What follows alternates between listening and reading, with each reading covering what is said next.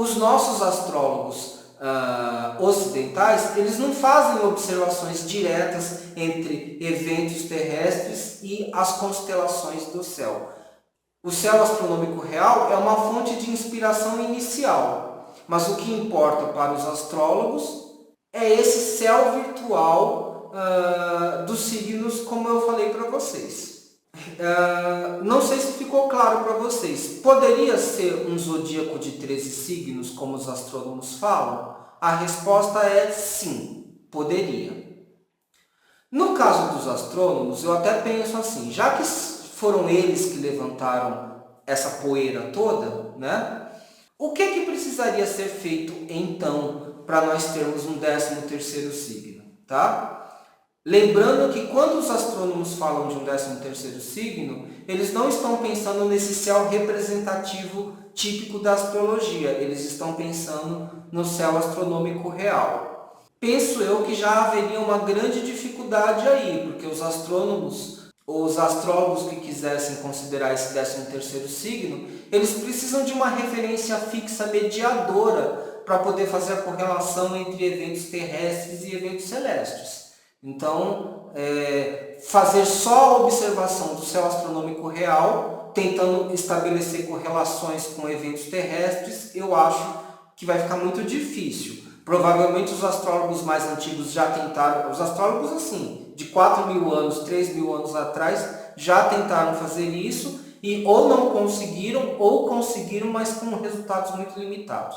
E se houvesse concordância, então, em estabelecer referências fixas virtuais para mediar esse tipo de observação, para nós termos um 13º signo, o que nós teríamos que fazer seria zerar todas as observações, então os 5 ou 6 mil anos de observações da astrologia teriam que ser zerados, zerar tudo, tá? E a partir dessa nova referência de 13 signos, nós teríamos que começar a anotar, tá, as correlações entre eventos celestes e eventos terrestres, tudo de novo. Provavelmente para chegar às mesmas conclusões que já se chegaram nesses 5 ou 6 mil anos, apenas que as interpretações seriam reorganizadas dentro de cada setor de signo correspondente, só isso. Mas provavelmente chegaria-se às mesmas conclusões. Mas aí eu não poderia aproveitar as observações anteriores, que já existem, e só ir organizando nos 13 signos? A resposta é não. Por quê? Porque, na verdade, a organização de 12 signos que nós conhecemos na astrologia ocidental tropical, ela segue uma certa lógica que envolve... Lembra que eu falei para vocês? A principal referência são as estações do ano. Existe uma lógica também que define qual é o planeta que rege cada um dos signos. Na verdade, a teoria astrológica ela não é arbitrária, feita de qualquer jeito, tá? Ela tem uma lógica de construção. Então, é por isso que eu digo que teria que zerar todas as observações feitas nos últimos 5 ou 6 mil anos para eu poder montar uma nova astrologia de 13 signos. Se eu for fazer isso em termos de observações empíricas, as observações têm que ter no mínimo, seria no mínimo 200 anos de observações sequenciais e empíricas para eu começar a formar um sisteminha interpretativo. E isso também iria demandar a construção de algum tipo de lógica para eu pensar que planetas poderiam reger esses 13 signos. Ou talvez eu até poderia chegar à conclusão que planeta nenhum rege signo nenhum. Por quê? Vejam bem, a proposta dos astrônomos é totalmente diferente da dos astrólogos. Isso que tem que entender. Tá? Dentro da proposta, dentro da lógica deles, eu teria que observar o Sol astronômico real, né? Aí fazer as correlações do que acontece no planeta em relação a esses signos. Muito provavelmente eu não conseguiria achar uma lógica para definir planetas regentes para os signos. Mas talvez fossem encontrados padrões correlacionais entre os 13 signos e os eventos terrestres. Provavelmente, como eu disse, os astrônomos iriam precisar ter alguma referência fixa para observação, então talvez eles também tivessem que definir signos fixos seguindo algum critério, e aí eles não iam poder se basear apenas nas constelações.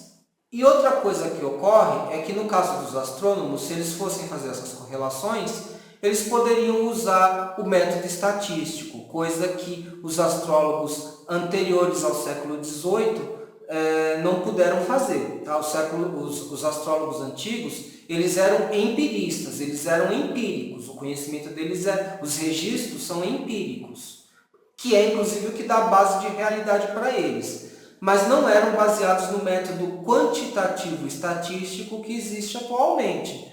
Então, uma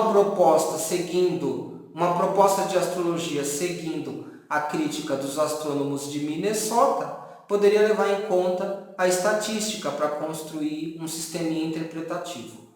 Isso daria muito trabalho, isso precisaria de muito investimento, né?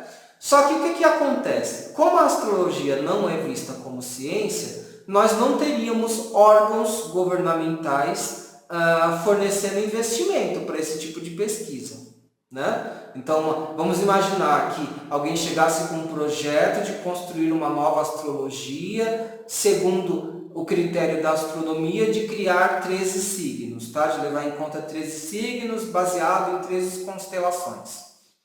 Se fosse basear em constelações mesmo, inclusive os signos não teriam tamanhos iguais. Tá? Na astrologia, os signos têm tamanhos iguais, 30 graus. Na astronomia, não teriam. Para fazer uma pesquisa dessas, seja pelo método estatístico ou por observações empíricas, o grau de investimento seria muito alto. Porém, ideologicamente, na astronomia e na ciência oficial, a astrologia não é ciência, né? E eles já pré-definem eles já argumentam que não é possível ter correlações entre eventos celestes e eventos terrestres. Eles afirmam isso sem tentar fazer um estudo correlacional. Eles não tentaram, não adianta falar nada diferente disso, porque os astrônomos, especialmente essa escola de Minnesota, eles já afirmam que não é possível estabelecer a correlação entre eventos terrestres e eventos celestes, mas eles próprios não tiveram esse trabalho de tentar estabelecer essas correlações a partir do critério deles de 13 signos. Eles simplesmente, o que eles fizeram na verdade? Inventaram que existe 13 signos, o certo seria 13 signos, tem que ser isso, né? Os astrólogos todos estão errados em fazer 12 signos e aí eles jogaram a tarefa para os astrólogos. Os astrólogos é que tem que ter o trabalho de fazer os estudos correlacionais com os 13 signos, tá? Estabelecer as relações. Os astrólogos têm que jogar fora todo o trabalho histórico que eles tiveram de 6.000 anos, tem que jogar tudo fora, e os astrólogos é que tem que fazer esse trabalho sem nenhum investimento, nada, porque como não é ciência, não teria que receber nenhum investimento de órgão governamental, nem apoio de nenhuma universidade, nem nada. É assim que eles fizeram. Como eu já falei para vocês, tá? E espero que vocês tenham entendido que os signos são apenas referências mediadoras de observação entre eventos terrestres e eventos celestes, eu poderia ter qualquer divisão de signos. Aliás, se você pegar a astrologia chinesa, não são 12 signos, eu não me lembro quantos signos são, mas são mais do que 12 signos, e são outros nomes, signo de boi, o signo do rato, são outros nomes que eles dão para os signos. E a referência deles para eles definirem os signos são totalmente diferentes. O céu da astrologia chinesa também é um céu virtual, é um céu metafórico, é uma construção abstrata, é um construto abstrato. Não é o céu astronômico real, né? Então, é uma outra lógica o céu da astrologia chinesa. Na astrologia indiana também são 12 signos. E A astrologia indiana não é uma astrologia tropical, como a nossa ocidental. A astrologia tropical é, por definição, tá? É a astrologia que leva em conta como referência para definir os signos, principalmente a questão das 4 estações do ano. A astrologia indiana, ela não é uma astrologia tropical, ela é uma astrologia sideral. Ela é uma astrologia que leva em conta, sim, as constelações, as estrelas, tá? As constelações de estrelas, e ela usa um céu astrológico que é mais próximo do céu astronômico real do que o céu da astrologia ocidental tropical. Mas mesmo o céu da astrologia indiana também é uma construção virtual, também é um construto abstrato.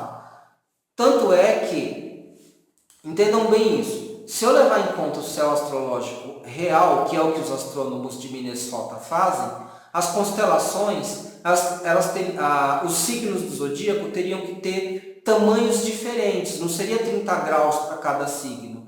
Exatamente porque as constelações também têm tamanhos diferentes. Lembrem-se que para eles os signos são as constelações. Para a astrologia indiana e para a astrologia ocidental, não. Os signos não são as constelações. Então, por exemplo, na astrologia indiana, segundo uma das astrólogas que eu consultei, os signos do zodíaco têm todos o mesmo tamanho. Então, conforme o que ela me explicou, também é uma representação virtual do céu. Um outro astrólogo indiano também me explicou que, se eu pensar na eclíptica, realmente não são só aquelas 12 constelações que dão o nome para os signos do zodíaco. Existem outras constelações também. Mas os indianos, eles possuem um conceito de constelações que são úteis para a predição e de constelações que não são relevantes para fazer nenhum tipo de predição. Então, falando em outra linguagem, também os astrólogos indianos, eles escolheram uma amostra do céu, na verdade, para servir como referência. E aí, a partir daí, eles fizeram as observações deles. A própria constelação de Ofiuco, para os astrólogos indianos, mesmo eles levando em conta as constelações do céu astronômico real, para eles Ofiucos não é uma constelação que tenha relevância preditiva, ela não permite predições. Que fique bem claro, o céu astrológico da astrologia indiana, ele é mais próximo do céu astronômico real, mas não é igual também, tá? Como eu não sou especialista em astrologia indiana e em astrologia chinesa, eu fiz só algumas observações superficiais, tá? Mas o conhecimento que eu tenho é suficiente para dizer que nenhuma das escolas de astrologia é adotado o céu astronômico real. Acredito eu, porque você tenha que ter uma referência fixa virtual para mediar as observações entre eventos celestes e eventos terrestres. E enfim, até daria para se ter um 13º signo. Mas é muito contraproducente isso. É desnecessário, tá? Porque já existem todas as correlações documentadas ao longo de 6.000 anos com as referências fixas dos 12 signos. Não faz sentido eu cancelar tudo para começar o trabalho todo do zero, de registro, de anotação, para ter informações que de repente sejam muito parecidas com as que já existem ou que até sejam inferiores, tá? Até sejam inferiores. Então, enfim, é isso, tá? Todas as escolas de astrologia ocidental, incluindo também a astrologia indiana, todas elas trabalham apenas com 12 signos. A astrologia chinesa trabalha com outra quantidade de signos, mas o conceito deles é totalmente diferente, é outra referência totalmente diferente. Eu não vou entrar nisso agora. E se alguém quiser trabalhar com 13 signos, o que precisa fazer é muito simples, tá? É só se basear no céu astronômico real dos astrônomos de Minnesota, começar agora a fazer as correlações, né, entre esses signos e os eventos que ocorrem, Você só vai ter informações suficientes depois de, no mínimo 200 anos, tá? Para você ter informações para identificar ciclos de eventos que se repetem. Talvez com o método estatístico você até consiga um pouco mais de volume de informação mais rápido, mas para você identificar ciclos interpretativos isso vai demorar. Então você também tem que garantir que as próximas gerações continuem esse trabalho. E eu sinceramente acho que já que foram os astrônomos de Minnesota que levantaram essa poeira, eles que se virem para fazer essas correlações, porque eu não vou fazer e até onde eu sei a maioria dos astrólogos não vão fazer isso, porque simplesmente é desnecessário. Quem assistiu toda a minha explicação entende que é desnecessário.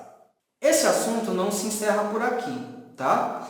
Mas o que eu quero que vocês observem é que ele é um assunto um pouco mais complexo, aliás, um pouco não, bem mais complexo do que normalmente as abordagens que fazem por aí em outros vídeos, especialmente vídeos de astrônomos e youtubers céticos. Eu não consegui ainda abordar tudo o que implica essa questão. Então, se for necessário, eu vou até pesquisar um pouco mais, porque eu tenho mais informações, mais dados, né, para organizar, e aí eu faço outros vídeos que vão complementando as explicações que eu vou dando. Por isso mesmo que você fica convidado para assinar o canal Professor Adalberto Pessoa e ir acompanhando as explicações dos outros vídeos. Vou encerrando por aqui. Muito obrigado pela atenção, pela paciência e espero vê-los nos próximos vídeos. Um beijo, um abraço e tchau!